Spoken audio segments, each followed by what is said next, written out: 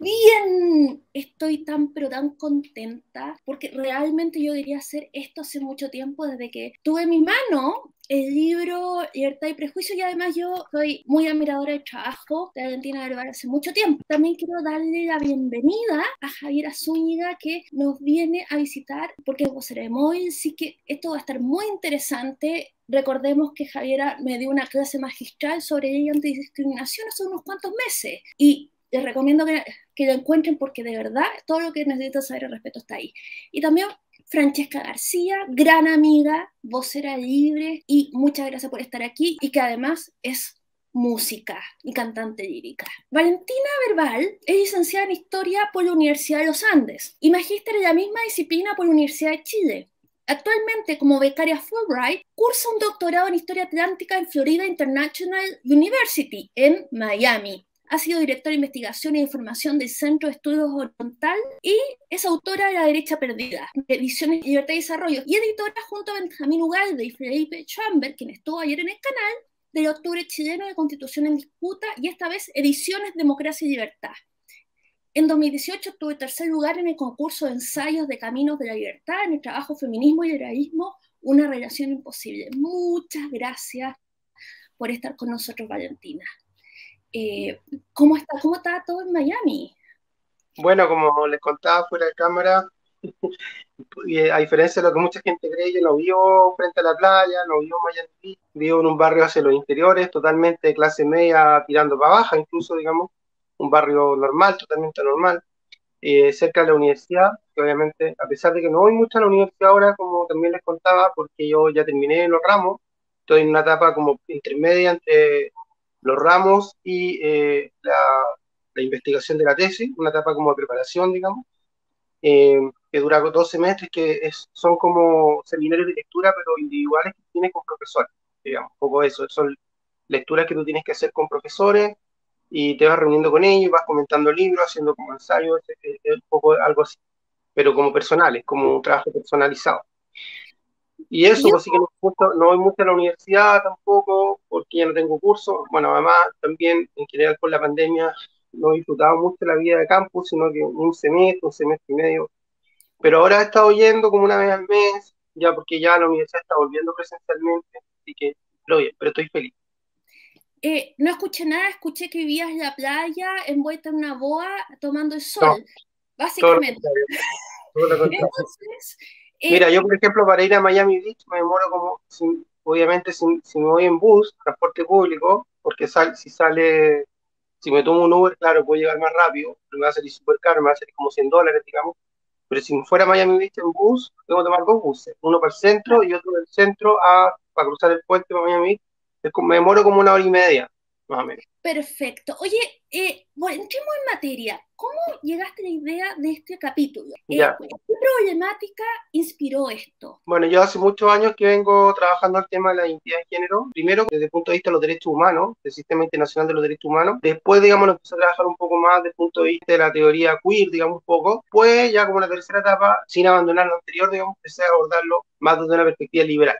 ¿Ya? Eso ha sido como mi última etapa en abordar el tema de la identidad de género. Tengo varios ensayos o papers sobre el tema de la identidad de género, y lo que a mí me interesaba en este ensayo, que es el que estamos comentando, que aparece en el libro Libertad y Prejuicio, y que, ojo, lo tengo para descargar en academia.edu, que es una página de académicos, pedí permiso a los editores del libro para hacer eso. Bueno, lo que ahí trato es tratar de argumentar de que el derecho a la identidad de género es un derecho liberal, ¿ya? ¿En qué sentido? Es un derecho individual, y es un derecho individual en cuanto que es un derecho de libertad, o sea, es una libertad individual. Lo dije como 3 veces de distinta manera, pero lo que me refiero, digamos, que las personas tienen derecho a decidir sobre su identidad de género. Tienen un derecho, digamos, que no emana necesariamente por un reconocimiento legal, sino que es un derecho que es innato por el hecho de ser persona. O sea, es un derecho que las personas tienen por sí mismas. Como las personas tienen derecho a elegir una determinada creencia religiosa, tienen derecho a determinar su identidad. Un poco ese es el término muy general. Y esto parece obvio, porque de repente los activistas, acá tenemos una persona que es vocera del móvil, Javiera, no lo digo porque conozca tanto el trabajo que ha hecho la Javiera como vocera del móvil, no lo digo por ti, Javiera, sino que yo también fui activista en su época de las fundaciones iguales. Uno caía en el error, y después me di cuenta que era un error, pero cuando era activista como que no me daba cuenta. No digo que tú tengas ese error, Javier, en particular, pero de repente los activistas en general cometen ese error, y yo lo cometí, de pensar de decir que las personas trans tienen derecho a la identidad de género, o que las personas gays, por ejemplo, tienen derecho al matrimonio, por decir algo, es como algo obvio.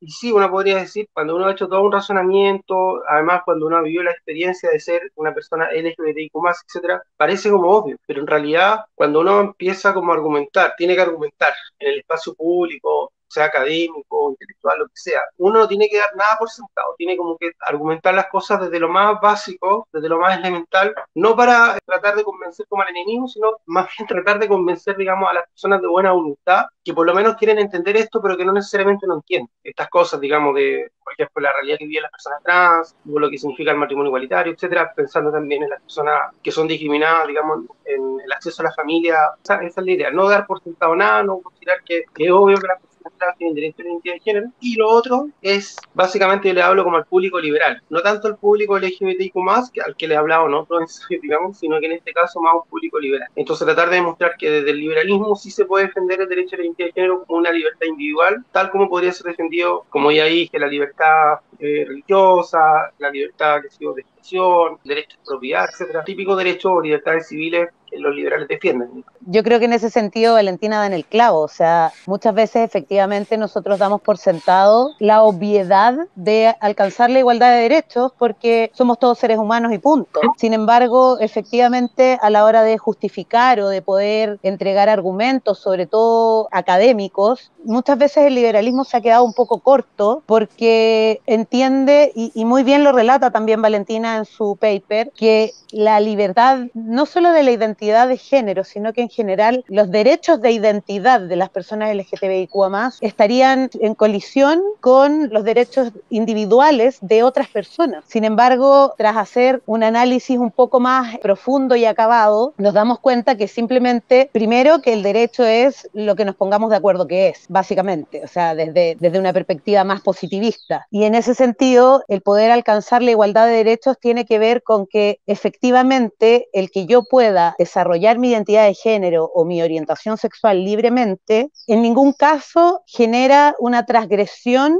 al derecho del otro, que puede estar basado en su moral, en su religión, etcétera, porque en el fondo no hay daño, sino simplemente es poder vivir la identidad que de tu autopercepción, básicamente. Francesca.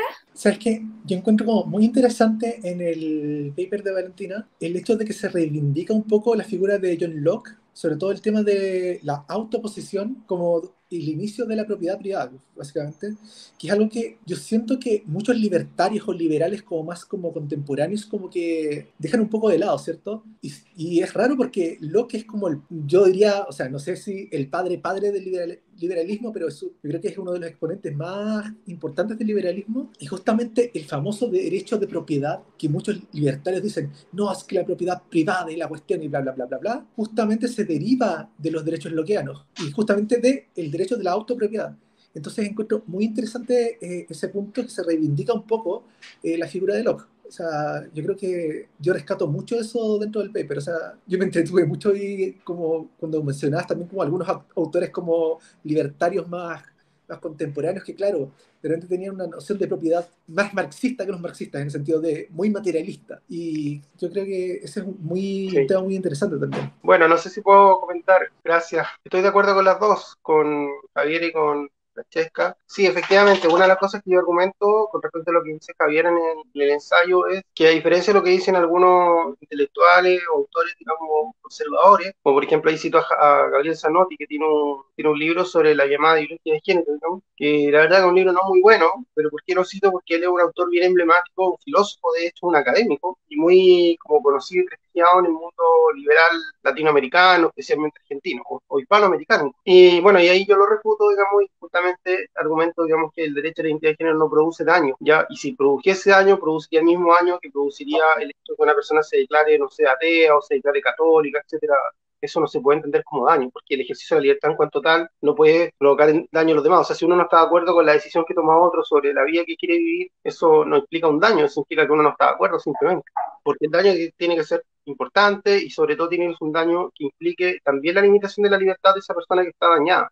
Un daño implica coacción, digamos, en contra de la libertad de otro. Y lo otro, claro, con respecto a lo que dice Francesca, yo la verdad no me detengo mucho en la figura de John Locke, lo menciono al pasar, creo que cuando estoy hablando un poco de una autora de narcocapitalistas como Rothbard y Hoppe, creo que en torno a Hoppe, porque ellos, digamos, tienen una concepción de la coacción muy restringida, digamos, por decirlo así, y claro, todo lo que no afecte el cuerpo de una persona y la propiedad de esa persona, digamos, eso sería no coacción. Digamos. Una persona sería libre en la medida que un tercero no afecte la vida, o sea, el cuerpo y la propiedad, digamos, que tiene esas personas. ¿Cómo sería persuasión gentil hasta que uno agarra a alguien a balazos, poco menos? ¿O Claro, persuasión gentil claro, o son poco, directamente violencia? claro. Ellos no consideran efectivamente que la libertad también supone una autopropiedad, o sea, como dice Locke, una autoposesión sobre sí mismo, digamos, y de ahí deriva la libertad. ¿Y por qué Locke, digamos, deriva la propiedad también de la autopropiedad primero que nada, o sea, la propiedad que las personas tienen sobre sí mismas? Porque él trata de argumentar, digamos, de que la propiedad surge del trabajo, de lo que las personas, entonces, no es, digamos, como una propiedad externa al individuo, digamos, los bienes que las personas poseen. ¿Ya? Primero está la propiedad de los individuos y producto del desarrollo individual que hacen las personas con su vida, van a tener acceso a la propiedad. Y el otro argumento ligado con eso es que esos autores anarcocapitalistas muchas veces no consideran como un elemento fundamental para la libertad, la igualdad ante la ley. Ni siquiera estoy hablando de la igualdad material, la igualdad de ingresos, por ejemplo, de riqueza, sino simplemente la igualdad ante la ley, ¿ya? Es decir, que las personas tengan los mismos derechos de acuerdo al ordenamiento jurídico. Porque obviamente si hay un sistema legal que otorga privilegios, o sea, otorga ciertos derechos a algunos grupos de personas y se los quita, digamos, o se los niega a otros grupos, ahí estamos hablando de un sistema de privilegios, de un sistema que establece una desigualdad ante la ley. Y eso obviamente es súper antiliberal porque los liberales históricamente siempre lucharon, una de las primeras cosas que lucharon en Occidente, digamos, fue contra la desigualdad ante la ley, contra la sociedad estamental, contra la sociedad donde los grupos tenían distintos derechos, por el hecho de ser nobles, por el hecho de ser clérigo, por el hecho de ser incluso a veces, digamos, no sé, los que pertenecían a los gremios tenían derecho a ejercer una profesión o un oficio versus quienes no pertenecían, etcétera. Todo estaba jerarquizado y las personas tenían distintos derechos, distintas facultades, podían hacer ciertas cosas o que otros no podían hacer, etcétera, ¿ya? O no podían hacer cosas que otros sí podían hacer, dicho al revés. Entonces la igualdad ante la ley es fundamental porque la medida que haya desigualdad ante la ley implica que algunos son más libres que otros, digamos, o sea que algunos si tienen más derechos porque tienen acceso a hacer cosas que otros no tienen. Entonces es fundamental considerar eso. Y en materia de las demandas de la comunidad LGBTIQ+, es fundamental la igualdad ante la ley, digamos, que ese es el primer reclamo más básico que hacen los grupos, los movimientos LGBTIQ+, son demandas de igualdad.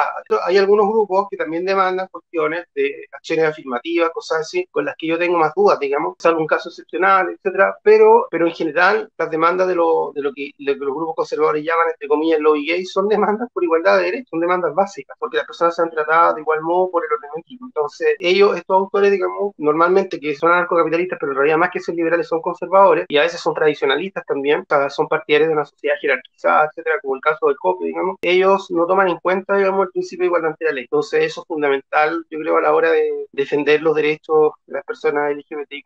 Sí, es que yo creo que en ese sentido los que nos sentimos representados por el liberalismo entendemos que gran parte de ser liberal es creer en la autodeterminación de las personas, en que cada uno busque su propia forma de la vida buena mientras no dañe a otros. Y es ahí donde Valentina aborda muy bien el tema respecto de estos libertarios o liberales que son más bien conservadores, porque lo que ha primado, y sobre todo también en Chile, lo hemos visto, o sea, hay un grupo derecha conservadora, en la izquierda también, que se dicen liberales muchas veces o libertarios, pero que al final del día lo que tratan de hacer es imponer una visión única del bien y el mal o del buen vivir y el mal vivir. Y en ese sentido eso es completamente antiliberal porque nosotros tenemos que poder autodeterminarnos, definir nuestra forma de vida buena, siempre obviamente respetando los derechos del otro, que no colisionemos con los derechos del otro que está al lado, pero sin que alguien venga, ni el Estado ni terceros, a imponernos una forma de vida única y una forma única de vida buena. Y en ese sentido ese ha sido como el argumento generalizado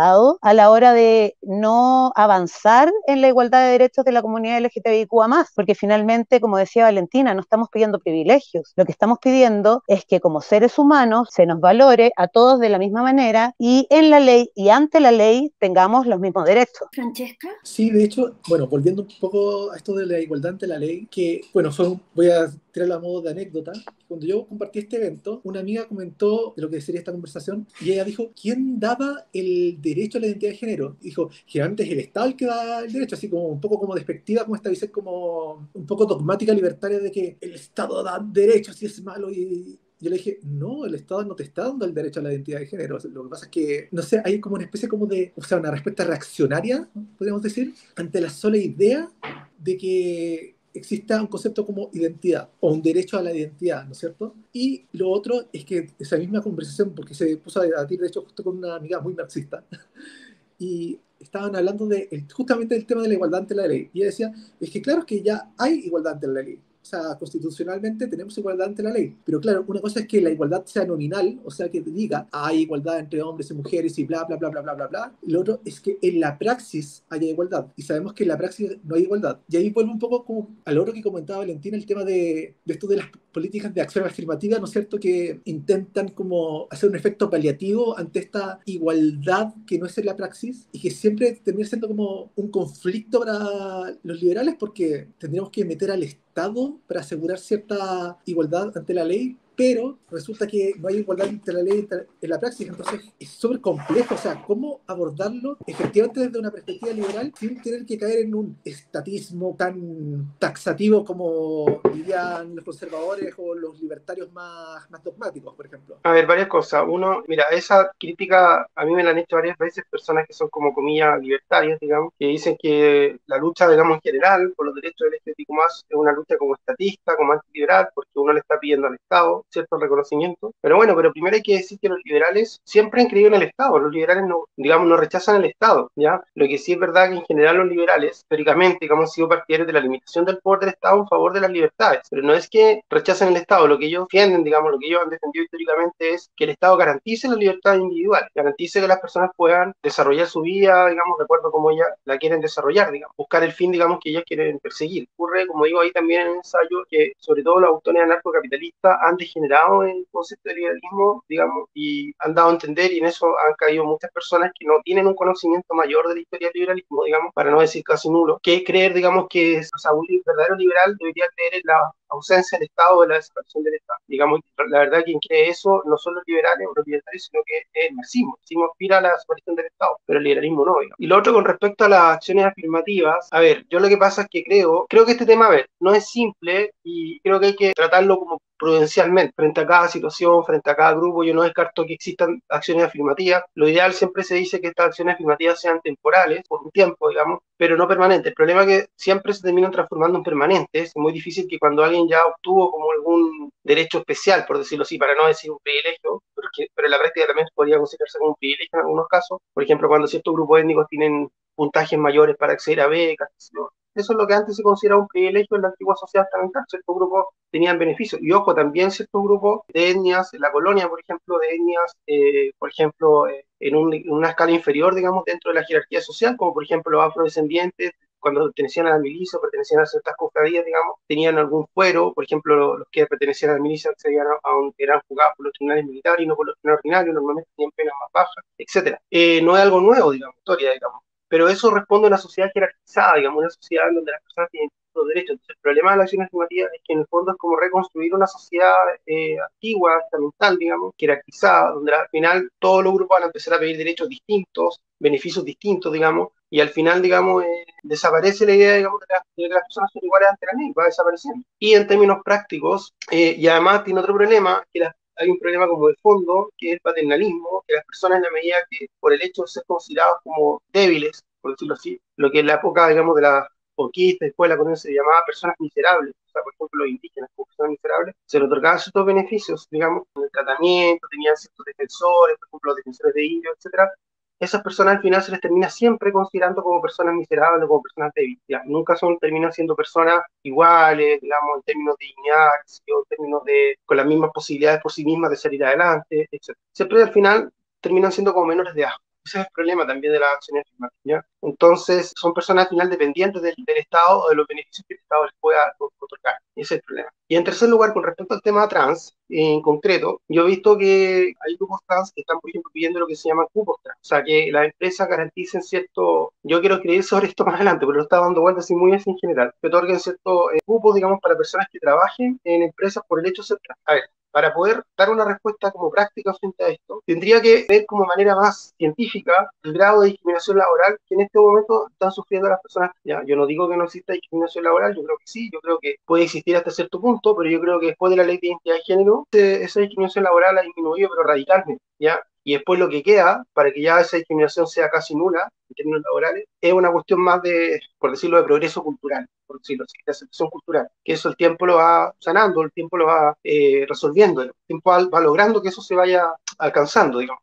Para mí, digamos, las personas trans tenían discriminación laboral efectivamente en lo que llamamos, digamos, círculo trans. El hecho de que las personas no podían cambiar su carnet de identidad, digamos, hacía que no podían trabajar, digamos, porque eran como indocumentadas, digamos, no tenían un carnet donde que realmente reflejaba la identidad de género que ellas tenían. Entonces, obviamente, por un tema que Chile es un país muy legalista, muchos empresarios, empleadores no contratan a estas personas porque no, decía ahí tú eres hombre y quieres venir a trabajar como mujer o al revés. Digamos. Pero eso, en general, salvo que haya una discriminación cultural, ya no ocurre. Y lo que hay que tratar de derrotar es esa discriminación cultural. Y esa discriminación cultural tú no la vas a derrotar, creo yo, porque estableces cupos trans, porque obligas a una empresa a tener, digamos, personas trans en un cierto porcentaje de tu empresa. Además, que hay otro tema, que siempre esa persona va a estar, como por decirlo así, marcada dentro de la empresa, como la persona que entró a la empresa por el hecho de ser trans y no por el hecho de su mérito, digamos, personal, si es que existe algo así como el mérito. Yo no creo que exista algo así como el mérito, pero por lo menos por los antecedentes que esa persona tiene, profesionales, digamos, porque reunió los requisitos para trabajar, etcétera. Siempre esa persona va a tener que estar como dando cuenta de, no, si yo estoy acá por mis méritos, lo que vulgarmente se entiende por mérito, digamos, por mi valer personal, digamos, y no por ser trans. Bueno, pero si tú estás cumpliendo con el cupo trans, entonces igual estás por ser trans. ¿En qué quedamos? Digamos, no puedes decir que estás por tus méritos. Ese es el problema. Entonces, y además hay otra razón.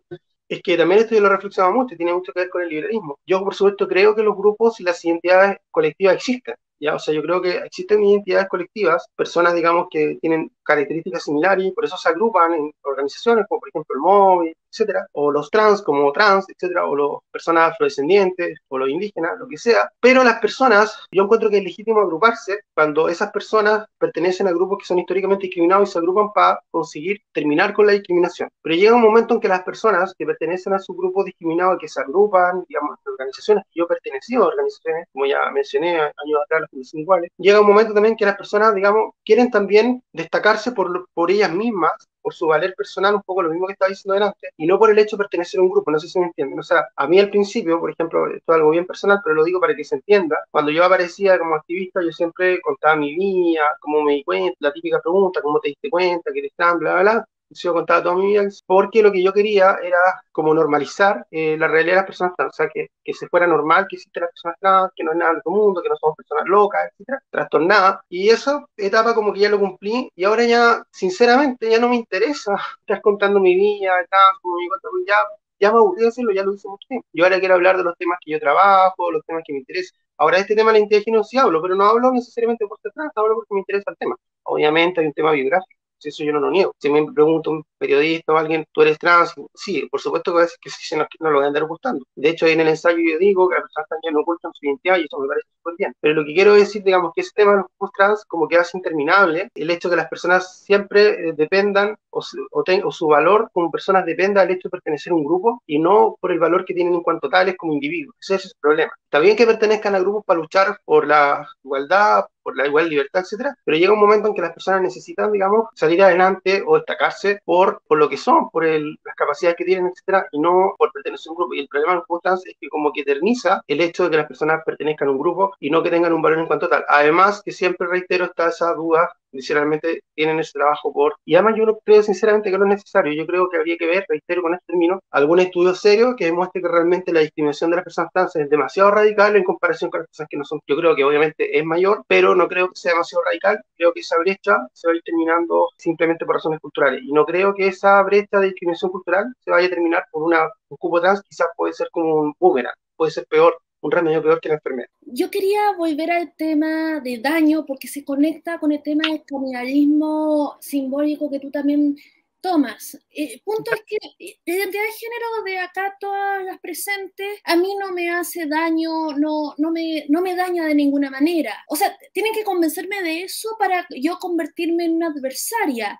Y lo que yo veo es que actualmente está la idea, precisamente el tema de los derechos, que al tiro saltan los libertarios como un gato y terminan pegados al techo, de que la libertad de identidad de género empobrece, porque resulta que de alguna manera van contra los, digamos, la civilización occidental que ha traído prosperidad, que sabemos que no es verdad, pero digamos para los que no son transfóbicos, digamos, la idea de que empobrece es donde nos pueden agarrar para convencerlos, sí, esa libertad va demasiado lejos porque nos empobrece como sociedad. Y ese es un discurso de que la libertad empobrece que me preocupa, que además es falso. Y además, volviendo al tema de los derechos, yo solamente me voy a quedar en la palabrita, ¿eh? Ni siquiera, yo hace un tiempo hice una charla sobre un libro muy bueno que me tocó exponer, Derecho a las mujeres al porno, que fue escrito en los 80. Y la mayor parte de la gente estaba indignada porque ¿cómo? O sea, ahora los zurdos tienen derecho hasta al porno. Y no era eso, era el tema de la liberación sexual, el tema de la expresión sexual, de libertad de expresión sexual, como el porno era el límite como más extremo de eso, pero que había que defenderlo porque era libertad de expresión, tal como la libertad de identidad de género yo creo que hay que defenderla, así uno sea trans o no sea trans, porque es la expansión de mi propia libertad de autodeterminarme, aunque yo no la use, pero es el nivel de libertad en el que me muevo. No sé qué opinan de esto, la idea de derecho, la idea de que hace daño como mito, porque no es verdad, insisto, no es verdad. Bueno, es que esa es una de las cosas que nos ha llevado a esta sociedad de prejuicios, el tener, como decía anteriormente, una concepción tradicionalista de lo que es la vida buena, de lo que es el cristianismo occidental, donde las personas deben comportarse de cierta manera, donde tu construcción de género debe ser una u otra, donde estamos fuertemente cargados por el binarismo, donde a los niños en el colegio les enseñan hombre, macho, mujer, hembra y punto, y no aprenden que existen personas intersex, que también es parte de la biología, no aprenden que existen personas trans. O sea, todo esto va en esa construcción de esta carga moral, del entendimiento de que hay una sola línea de la vida buena, y de esta manera en el fondo se va alienando a las personas que pueden ser entre comillas distintas en el sentido de que son diferentes a lo que tradicionalmente nos han enseñado, a través de, como muy bien decía Valentina en su paper, de los discursos cotidianos, de transfobia, de la homofobia, de la patologización psiquiátrica, donde muchas veces se dice, oye, no, lo que pasa es que se le va a pasar, es una etapa. Entonces, la verdad que todos esos discursos poco ayudan, y lo único que hacen finalmente es seguir profundizando un prejuicio que está simplemente basado en un tradicionalismo que no tiene ni bases biológicas, ni bases científicas, y que tampoco va en la línea del avance y el progreso de la sociedad. Para mí, y me imagino que para este panel, que por lo demás me encanta que seamos un panel de puras mujeres, lo agradezco, porque hay mujeres en todas las áreas y eso tiene que demostrarse, tiene que verse. Normalmente estamos acostumbrados a ver paneles de puros hombres, así que yo estoy súper contenta de compartir con ustedes. Y en el fondo es toda esta historia la que va profundizando todos estos prejuicios que no tienen ninguna base más que una tradición muchas veces asociada a las religiones, asociada, porque por lo demás ni siquiera está asociado a las culturas ancestrales.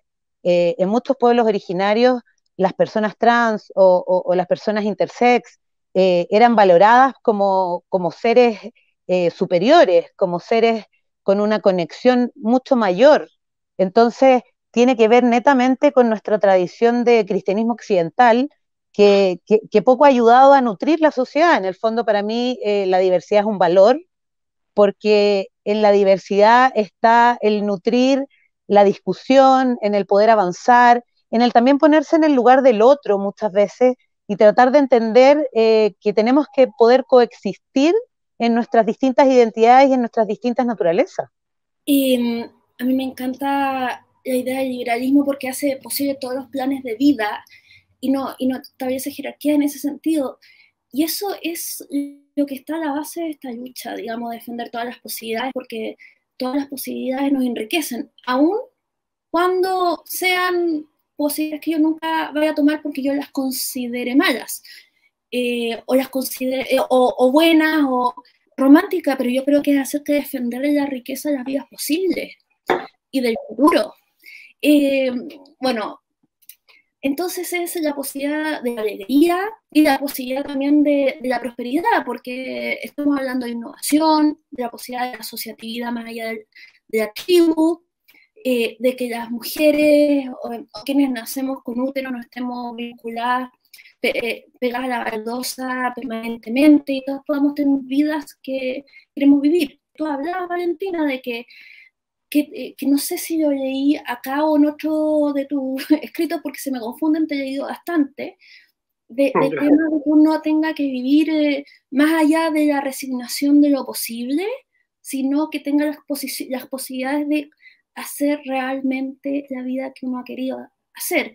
Y también el tema del canibalismo simbólico, porque me he dado cuenta que es tan fácil caer en eso, que es como yo te discrimino a ti para que no me discriminen a mí y te quito algo para tener tu humanidad para yo tener humanidad, y siempre es un juego de suma cero, que es básicamente la jungla, donde yo me defiendo de la otra tribu y vamos eligiendo chivos expiatorios. Creo que esta posibilidad, y sobre todo de tener identidad de género, implica que, digamos, abrir los espacios de libertad, mucho más allá de lo que está escrito, porque no sabemos, yo creo en el transhumanismo, etcétera, etcétera, qué otras posibilidades de vida y libertad vamos a querer explorar después. Porque tú, Valentina, dices que cambiaste, que al principio querías una cosa, ahora quieres otra, y tu desarrollo profesional te va a llevar, no sé, a otros logros y otros intereses. Eso me gusta mucho, defender la fluidez de la vida. No sé qué opina, me fui a romántica y voy a irme a escribir tarjetas Village. Uy, es que siento que hay muchas cosas que comentar. O sea, no sé por dónde empezar ahora, porque creo que todas tocaron puntos muy interesantes. Voy a tratar de ir por orden de las cosas que hablamos, porque, se abrió mucho el debate. Con respecto a la discriminación laboral, ahora estoy como llegando como estoy como retrocediendo back a lo que habíamos conversado. Sí, yo creo que efectivamente hay menos discriminación laboral a la gente trans ahora mismo, justamente porque está la ley SAMUD, la ley de identidad de género, pero siento que quizás como el nuevo desafío que pueden tener las personas trans, quizás como a nivel legal, es el tema, perdón, mi gata que se me cruza a cada rato, eh, es el tema de empezar a eliminar la burocracia, por ejemplo, de rectificar el título profesional, o en la burocracia de rectificar tu tarjeta de crédito o tu tarjeta de débito, que muchas veces, claro, las personas trans hacen el cambio por la ley, pero muchas veces el registro civil se desentiende. O sea, claro, ya legalmente eres otra persona, pero a muchas personas trans les pasa que después tienen que ir a una institución financiera a sacar un crédito o lo que sea, y todavía están con el nombre antiguo o el dead name o el sexo antiguo. Entonces ahí hay un tema que yo creo que quizás puede ser como una nueva bandera de lucha, el ver cómo desburocratizar esa transición más formal, porque una cosa es la transición ante el registro civil y la otra es la transición ante las instituciones financieras, instituciones educativas, etc. Lo otro, volviendo, ahora voy para la Javi, lo que comentaba Javi, que yo siento que, porque el Javi también mencionaba, no lo mencionaba directamente, pero sí hablaba un poco como el tema de la educación, si mal no recuerdo, como que faltaba como cierta educación en general, como para entender ciertas cosas. No sé si estoy como muy alejada de lo que habías conversado, pero yo lo quiero tomar por ese lado. Siento que esto debiésemos incluirlo en los programas de educación sexual.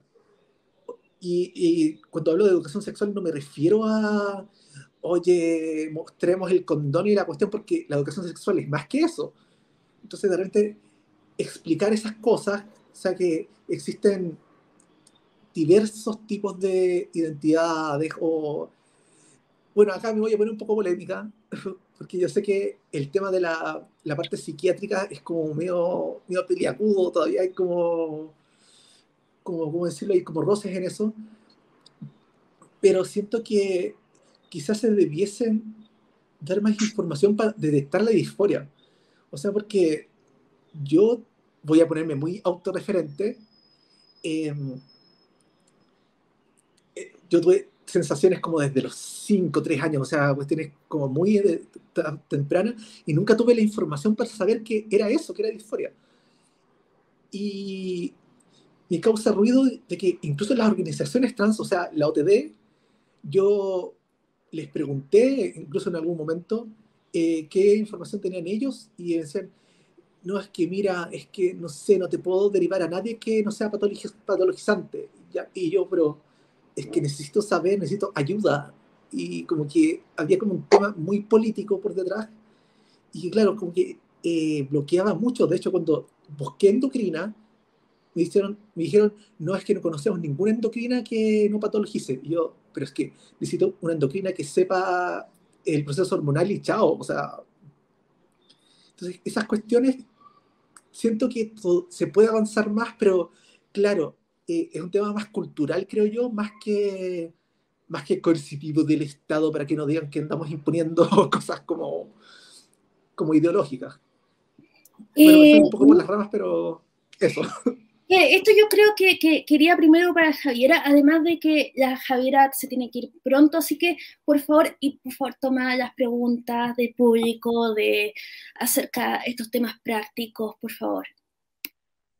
Bueno, yo creo que de partida, creo que el Estado debiese tener menos categorizaciones respecto de lo que somos como identidad. Creo que si hoy día tenemos un DNI que tiene un número único, ese debiese ser nuestro distintivo ante las instituciones públicas, pero en el futuro, si te consideras de una orientación sexual o de una identidad de género, la verdad es que debiera ser irrelevante. Hoy día lo vemos en la generación X y en los centennials y en los más chicos y chicas, en el fondo, que muchos se identifican, por ejemplo, género fluido y muchos se identifican como no binarios, porque no están dispuestos tampoco a enmarcarse necesariamente en estos estándares impuestos por la sociedad, porque efectivamente, al parecer, nuestra naturalidad humana es mucho más fluctuante y mucho más fluida de lo que la sociedad y la cultura nos ha impuesto. Entonces, en ese sentido, yo creo que tenemos que ir avanzando en liberalizar un poco estas etiquetas, estos estándares impuestos sea por la sociedad, por el Estado, para que en el fondo eh, el descubrimiento de cada persona y el desarrollo y la autodeterminación tengan un espectro mucho más amplio, donde no tengas la necesidad de ponerte una etiqueta. Porque, por ejemplo, en mi caso, yo como bisexual, eh, cuando yo era chica y estaba en el colegio, la primera vez que me gustó una mujer y le di un beso, dije, ¡ah! Carajo, soy lesbiana. Pero por otro lado, también me habían gustado hombres. Entonces era como, chuta, ¿qué soy? ¿Cómo me etiqueto? Me etiqueté como hetero mucho tiempo y mis amigos hetero me decían, tú eres lesbiana, y mis amigas lesbianas me decían, tú eres hetero. Y yo decía, caramba, no tengo un referente. Porque efectivamente era una relación mucho más fluida con mi sexualidad y no tenía por qué etiquetarme. Y me ha pasado conversando con amigos gays que me dicen, oye, tal vez si yo hubiese nacido en estos años y no hace 40 años atrás, hubiese sido bisexual o pansexual. Pero en esa época era tal el desconocimiento y es tan poca la información y eran tan pocos los referentes que tú tenías que tú decías, oye, si me gusta una mujer, entonces soy lesbiana. Si soy hombre y me gusta un hombre, bueno, entonces soy gay. Y se acaba la historia. Entonces yo creo que en ese sentido y retomando un poco lo que decía de la educación sexual integral, tiene que ver con eso, o sea, con enseñar las distintas realidades. Aquí no estamos hablando de enseñarle a poner un condón a los niños de 5 años, como de repente hacen la caricatura, el mundo más conservador, muchas veces asociado a ciertas religiones en particular, sino que estamos hablando de enseñarles a desarrollarse en un mundo real, acorde a su edad, acorde a sus niveles de entendimiento, pero con la verdad por delante. O sea, yo soy mamá, tengo un hijo, y yo le cuento todo y me pregunta cosas y los niños entienden perfecto. O sea, que hoy día tengamos sociedades prejuiciosas y discriminadoras es culpa de los propios prejuicios y las discriminaciones que los adultos les metemos en la cabeza a los niños. Porque para ellos todo es natural, todo es normal. Yo, por ejemplo, una anécdota muy cortita, una vez le mostré a mi hijo una foto de muchos niños y niñas, tipo Benetton, de distintas razas, de distintas etnias, y yo le dije, hijo, ¿a cuál te pareces más? Y mi hijo, que es pelito medio clarito, el papá es colorín, y blanquito, me dice, me parezco a él, y me mostró un niño afrodescendiente. Me dice, ¿por qué los dos tenemos rulitos? Y para él la distinción racial no era tema, no existía, era un niño como él. Y lo que los hacía iguales eran que tenían rulos. Entonces, yo creo que es súper importante, ya que estamos avanzando y hoy día hay muchas encuestas donde la mayoría de los chiquillos y chiquillas se consideran pansexuales y género fluido, que vamos a tener que ir avanzando hacia ese lado, vamos a tener que ir permitiéndoles también desarrollarse en esa fluidez, sin tanta etiqueta, porque al final del día lo que necesitamos para una sociedad sana, para una sociedad pacífica, no violenta, productiva, son personas felices.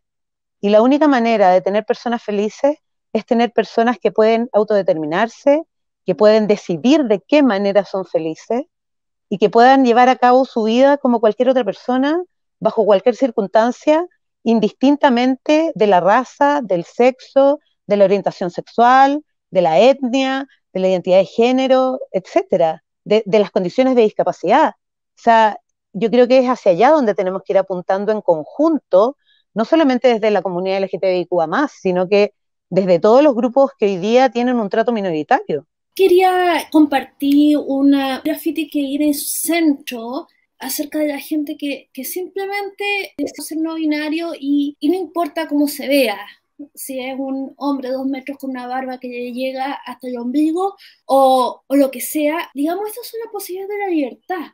Muchos se quejan de que son las modas y que en mis tiempos estas cosas no pasaban, y claro, no pasaban seguramente porque la gente no tenía las posibilidades de libertad, lo cual empobrecida. Entonces, a mí me gusta ver estas cosas, me gusta que la gente tenga más libertad. Y yo me acuerdo de haber crecido, digamos, pues bueno, yo también soy sexual, de haber crecido con una sensación de vergüenza que era como una lápida, pero era como una cosa de piedra, era una cosa, no sé, era un peso físico, no era como las paredes que se le vienen a uno encima de la vergüenza, y que la gente no crezca con eso. Bueno, además de que los que somos previos a Internet, digamos, estuvimos a mucho menos de un clic de informarnos. Esa cuestión de la tecnología y de información es toda una maravilla, porque por último, uno accede a información de manera anónima desde tu celular. Voy a poner ahí todo liberalismo, y eso es precisamente una de las conquistas de la libertad económica. Sí, oye, es que anoté varios puntitos, no sé si puedo comentar. Bueno, primero, Beatriz hablaba, digamos, del tema por ejemplo, que el derecho a la identidad de género o quizás las libertades sexuales en general, sobre todo las personas de la diversidad sexual, afectan, por ejemplo, accidentes, ¿ya? Y producen un daño, digamos. Lo que pasa es que esas personas, que generalmente uno las podría en un sentido amplio catalogar como conservadoras, no limitan el concepto de daño al daño que se hace a otro individuo, como lo hace el liberalismo, sino que el daño que se le hace a la sociedad. Y tienen una concepción como holística de la sociedad, y por lo tanto por eso creen, como decía también Javiera, que hay un fin colectivo, una concepción colectiva del bien que hay que perseguir, digamos. Entonces, la medida que se afecte esa concepción colectiva, se va a producir un daño. ¿Ya? Eso obviamente no es liberal, no es propio de una sociedad moderna, que, sé yo, que valora a los individuos como autores de su destino, etcétera. Y ahí se conecta a esa idea de que hay un fin colectivo que tiene la comunidad, digamos, con el canibalismo simbólico del que habla Thomas Sachs, este psiquiatra húngaro en realidad de origen, pero que vivió toda su vida en Estados Unidos. Claro, el canibalismo simbólico es cuando un cierto grupo establece una concepción deshumanizante de otro que es distinto, ¿ya? O sea, lo tratan de matar, digamos, desde el punto de vista discursivo, digamos, por decirlo así, simbólicamente. Y eso hace que los que pertenecen al grupo mayoritario se sientan más protegidos porque están claros de que esa minoría es enferma, no sé, degenerada, desviada, y eso es lo que siempre se ha dicho con minorías sexuales, minorías religiosas, minorías étnicas. Lo otro que quería comentar es el tema de la burocracia que hablaba. Aquí yo me permito diferir con Francesca. Yo creo que ese problema de cambiar los documentos en la empresa, que sé yo, no sé, en un banco, que por supuesto que es un problema que, claro, que es como, voy a decirlo en buen chileno, es como un cacho, pero hay que hacerlo, o sea, ¿qué se le va a hacer? Tampoco es tan terrible. O sea, yo encuentro que es bonito incluso, hay que tomárselo con andina, estar haciendo ese cambio, y normalmente las empresas lo aceptan bien. Uno va con el carnet nuevo y dice, bueno, aceptar, no piden nada más, realmente. Pero hacerlo centralizadamente es complicado porque todas las empresas tienen sistemas computacionales distintos. Creo que también es una mala señal estar como desde el Estado, digamos, diciendo a las empresas, usted está obligado a cambiar. Bueno, la ley dice que las empresas están obligadas, pero al final el trámite mismo lo tiene que hacer cada persona, digamos, que tiene ese problema. No es un trámite tan terrible. Yo, de hecho, lo voy a contar. A mí todavía me llegan correos con mi nombre masculino de una empresa. Y sinceramente me da lo mismo. No me preocupa, digamos. Siempre al final eso te va a perseguir, digamos, entre comillas, pero ¿qué te importa si tú estás seguro o segura de lo que tú eres, digamos? Entonces, yo creo que esos trámites hay que hacerlo. Lo más importante haber obtenido, digamos, modificar el carnet de identidad, eso es lo más importante. Lo otro viene, es como algo secundario, creo yo. No le daría mucha importancia. Y lo otro también que decía Francesca, el tema de la información, y esto lo conecto con lo que decía también Beatriz. Si tú eres mucho más joven que yo, si tú te imaginaras, Francesca, cómo era la información en mi época, cuando yo era joven, yo también me sentí trans desde mi infancia, pero yo salí de closet como trans a los 30 y tantos años, terminando casi los 30 y tantos años, producto que me demoré mucho en aceptarme porque no tenía información. Yo creía que mi caso era único. Ahora los niños trans a los 4 o 5 años ya se meten en internet y encuentran y se dan cuenta que hay otros niños como ellos, que existe, aunque no lo crean, niños muy chicos ya se dan cuenta que en internet de la existencia de esta realidad, digamos, que no es una realidad poco común, o sea, que hay otras personas como ellos o ellas, etc.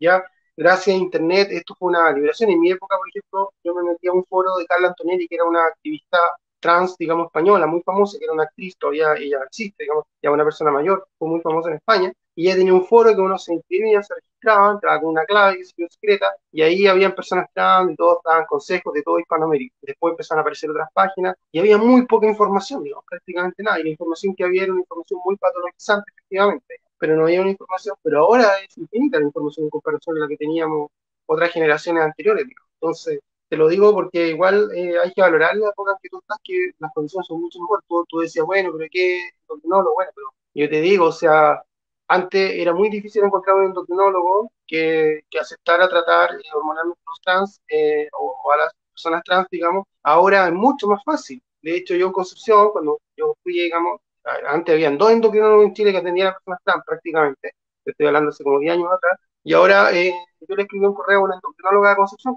antes de ir a Chile, porque no tenía tiempo de ir a visitar a un endocrinólogo en Santiago, que yo sabía que era como atendía a personas trans. Le dije, yo soy trans, bla, bla, quiero hacerme como los exámenes, controlarme cómo estoy con el tema hormonal, toda la cuestión, tú no tienes problema, no, ningún problema. Y me dijo que nunca había atendido a una persona trans, y yo le dije, ¿puedo pasar el dato? Que tú en Concepción atiende personas trans sin ningún problema, no, ningún problema. Y yo busqué a esa persona, digamos. Entonces hay que tomar un poco la iniciativa, no hay que esperar de que todo te lo den, desde el Estado, o desde organizaciones. Ahora son súper importantes. De hecho, yo me dejé ayudar por la OTD a mí me ayudó mucho, el móvil también, etcétera, etcétera. Así, yo no estoy diciendo eso para que no se malentienda. Yo creo que son importantes, pero digamos, bueno, lo otro que quería decir, con esto termino, yo quería confesar algo que nunca he confesado, no sé si creo que lo he confesado alguna vez, pero por qué te sabes. Bueno, yo siempre hablo que soy trans, mi identidad de género, todo, pero nunca hablo de mi orientación sexual. Yo quiero confesar que soy pansexual, siempre he sido pansexual. Ya, muchas gracias. Por si que no saben. Lo hice en este programa, digamos. Oye, la pansexualidad de verdad es la orientación sexual del futuro. Yo te juro que todos los chiquillos y chiquillas y chiquilles de 24 años para abajo la mayoría son pansexuales. Y creo que es lo más natural finalmente, como conectarse con otra persona más allá de la cáscara. Somos seres humanos más allá del envoltorio. Pucha, yo soy Claro. la única rara que es lesbiana, weón. Te funo, amiga, te funo. Pero con orgullo, todo con orgullo. En todo caso, oye, qué emoción, digamos, wow. Bueno, no me voy a funar, eso era broma. Es que tenemos un programa juntas que se llama Las Infunables, donde básicamente peleamos a todo el mundo.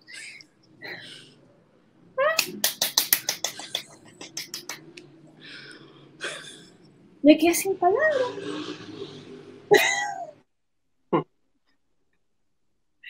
Ay, sí, qué bueno que estamos vivas todas en este tiempo, que esto es posible. Digamos, Y no rodearse hay con que ser, alguien. oye, otra cosa que también podría agregar, perdona, ya que te quedaste sin palabras un poco, que ahora se me ocurrió, eh, no hay que ser tan pesimista. O sea, yo, también es algo que empecé a adquirir después de haber sido activista, no es que, ojo, no es que yo tenga una mala impresión del trabajo de los activistas, las personas que pertenecen a las organizaciones, porque yo con mucho orgullo recuerdo esa época, pero uno miraba siempre el vaso medio vacío. Después, cuando me salí, digamos, pues, por supuesto, miraba, empecé a mirar el vaso siempre más medio lleno, curiosamente, empecé a mirar todo al revés. Con lo cual no quiere decir que no haya que luchar por ese vaso vacío para que esté lleno, digamos, esa parte esté llena, ¿cierto? Para llenar el vaso a la parte que falta. Para nada. De hecho, yo por eso escribo paper y hablo de esto. Además, ese paper o ese ensayo en la identidad de género que empezamos a comentar, yo lo escribí a un público latinoamericano en la mayoría de los países donde no existen leyes de identidad de género. Por eso yo hablé como más defendiendo este derecho. Pero lo que iba a decir que, bueno, eso, que no hay que ser tan pesimista. Yo me acuerdo hace un tiempo atrás, que no fue una persona del móvil, sino de otra organización, como un vocero, digamos, de esa otra organización, y era muy pesimista, todo malo, todo estaba malo, entonces como que no reconocía nada, ningún avance de la historia, digamos, del movimiento LGBTIQ+ en Chile, como que todo, comillas, como dijo una profesora hoy día, muy mal, digamos, en el contexto en que lo dijo, digamos, como que todo vale callampa, o todo lo que se ha hecho no tiene importancia, digamos, como que todo lo que hagamos de ahora para adelante, eso es típico como de las generaciones más jóvenes que no valoran lo que han hecho otros. Por ejemplo, el Móvil, lo que ha hecho el Móvil, que fue la primera organización chilena importante, ¿cierto? La diversidad sexual o las disidencias sexuales, como se le quiere llamar, y es tremendo, digamos. O sea, hay una cantidad de logros, digamos, increíbles que se han hecho. ¿Ya? Y uno dice, bueno, pero ¿qué es lo que hicieron? Dicen en los 90, lo único que hicieron es ¿cómo se llama? La despenalización de la sodomía. Bueno, pero es que para esa época, eso era como lo más importante, digamos. O sea, nadie pensaba en esa época, en el contexto de esa época, en el matrimonio igualitario. O sea, el hecho de que no sean perseguidos por la policía, los gays o las lesbianas, en las calles por ser gay o lesbiana, que no te fuera a tomar preso por ser tú lo que eres, por tener una relación de pareja, una relación o una relación ocasional, etcétera, era fundamental, digamos. Entonces, no se pone en el contexto la época de las batallas que se van dando en cada momento y después se va avanzando hacia otra, pero no se puede todo hacer al mismo tiempo. Entonces, esa idea de como que no hemos hecho nada porque todo se da por sentado, un poco lo que estábamos diciendo en antes, todo es como obvio, no, si es obvio que tiene que haber una ley antidiscriminación, bueno, pero esa ley antidiscriminación costó sangre, sudor y lágrimas, demoró como 7 años en salir, digamos, y con muchas indicaciones, con mucho trabajo de activismo en el Congreso. Yo participé como un año yendo al Congreso en esa época, todas las semanas, digamos, y luchando punto por punto, y y se logró mucho más de lo que se había logrado al principio. Después, yo he visto activistas que dicen esa ley no sirve para nada, y es verdad, por supuesto, se puede perfeccionar, pero antes no había nada, digamos. Entonces, eso, yo veo siempre el vaso medio lleno y a partir de eso ya ir progresando, pero no hay que ser tan pesimista también, eso es un poco lo que quería decir. Bueno, yo como activista, cuando trabajé en Asia, me quemé y me tomó años desquemarme, porque me tocó ver cosas muy duras. Y claro, cuando uno está pendiente del dolor se pierde las cosas buenas de la vida, pero es parte de un sacrificio que uno hace, digamos, no se puede ser activista forever. Hay que tener un temple especial para eso, porque es muy duro. Estaba mirando siempre vaso, medio vacío, es parte de la pega. Bueno, Javiera se tiene que ir, lamentablemente, pero nosotros podemos seguir un ratito más, pero Javiera... Bueno, como tú quieras. Sí, oye, primero que nada, agradecerle a Valentina porque yo encuentro que de verdad, pero de verdad, es uno de mis grandes referentes en el feminismo liberal. Creo que ha hecho un tremendo aporte. Hoy día es un tema que pocas abarcan y que creo que lo hace de manera muy asertiva, así que felicidades, agradecida. Francesca, también ha sido una conversación súper interesante. Gracias, Bea, por la invitación. Y antes de cerrar, solamente quiero recordarles, ya que todavía el activismo es lo mío, que este sábado 13 de noviembre a las 2 de la tarde en la Plaza Dignidad tenemos la Marcha del Orgullo, que va a terminar además con un gay parade maravilloso con música electrónica, porque todavía nos falta alcanzar la plena igualdad social y legal. Estamos pidiendo una reforma a la ley Zamudio, estamos pidiendo la tipificación en Chile de los crímenes de odio, que por fin de aquí a fin de año podamos tener matrimonio igualitario, y además la derogación del artículo 365 del Código Penal, que es tremendamente discriminador con las parejas homosexuales. Así que por todo eso y mucho más es que los invitamos a todos a marchar con mascarilla, con alcohol gel, tratando de mantener la distancia en la medida de lo posible, con todos los cuidados, en familia, con colores, con alegría, porque la idea es que esto sea una fiesta de la diversidad, una fiesta por nuestros derechos y que podamos compartir todos juntos de manera pacífica. Así que además de agradecerles, los dejo a todos plenamente invitados, 2 de la tarde, este sábado 13 en Plaza Dignidad.